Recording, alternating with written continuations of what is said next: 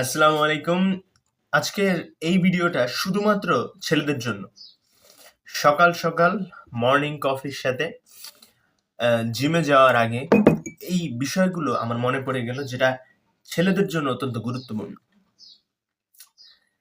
আমার স্কুল কলেজের বিভিন্ন ফ্রেন্ডস ছেলেরা আমাকে বলতেছে, দোস্ত তোর জন্য একটা ভাবি খুঁজতে পারতেছি না, দোস্ত আমার বাচ্চার মা খুঁজতেছি।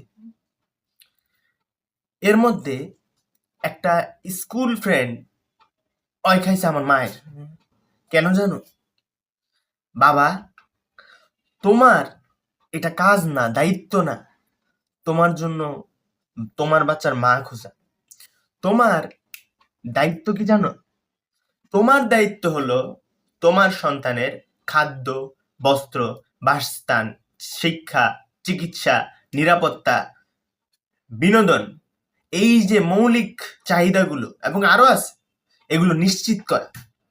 এবং এর বাইরে গিয়ে ইনশাল্লাহ আমি তোমার জন্য দোয়া রাখি যেন তুমি সঠিক পথে আসো, এইসব উল্টাপাল্টা জিনিস খোঁজা বন্ধ করো যে বাচ্চার মা খুঁজতেছি।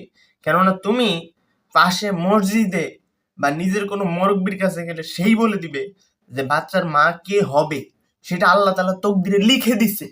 ওইটা বাবা তোর খোঁজার দরকার নেই, ওইটা কষ্ট করে খুঁজতে যাইস না। তোরে লিখে দিছে এবং রিজিক কটুক হবে ওইটাও লিখে দিছে।